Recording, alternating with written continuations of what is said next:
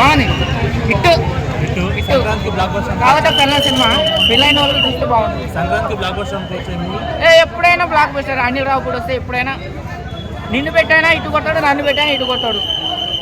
అనిల్ రావుపూడి అంటే అంతే. వెంకటేష్ గారి క్యారెక్టర్ ఎలా ఉంది? అది బాగుందన్న, పర్లేదు. వెంకటేష్ గారి కానీ సపరేట్ ట్రాక్ ఉంది ఏమన్నా?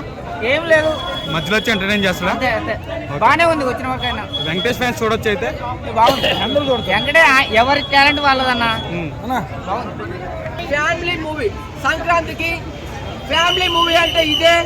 మన చిరంజీవి గారు ఎంత లుకింగ్, ఏమి గ్లామరు, ఏమి ఫైట్స్, అబ్బా నాకే కళ్ళు సరిపోవట్లేదు. అంత బాగుంది, అంత ఎంజాయ్ చేశాను, చాలా బాగుంది. ఫ్యామిలీస్కి అందరు చెప్తున్నాను, మీరందరూ వచ్చేసి మీ ఫ్యామిలీతో, మీ పిల్లలతో వచ్చి చూడండి.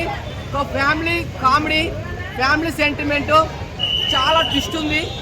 ఏకదమ్ కామెడీ, ఏకదమ్ స్టోరీ. ఈ సినిమాలో రామ్ చరణ్ పనికిరాడు, మా అల్లు అర్జున్ అన్న పనికిరాడు, మా పవన్ స్టార్ అన్న గారు పనికిరాడు.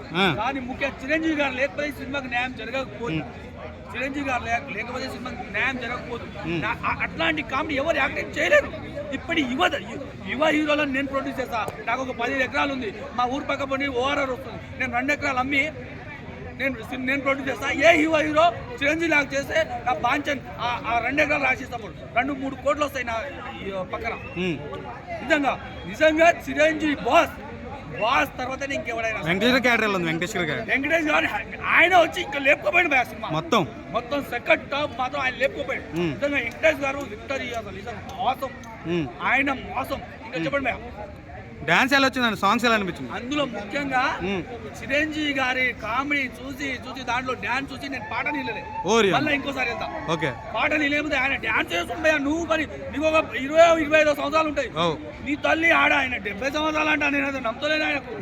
నువ్వు కూడా అట్లా చేస్తుండే డాన్స్. ఆయన ఏం డాన్స్ అయ్యా, పూరలు చేస్తాడు. అల్లు అర్జున్ చేయడు, మన రామ్ చరణ్ అన్న చేయడు, ఇంకో మన పవన్ కళ్యాణ్ అన్న చేయడు, ఎవరు చేయరు.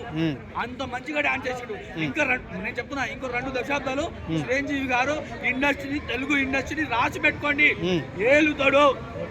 జై హింద్, జై బిఎస్పీ, జై మెగాస్టార్.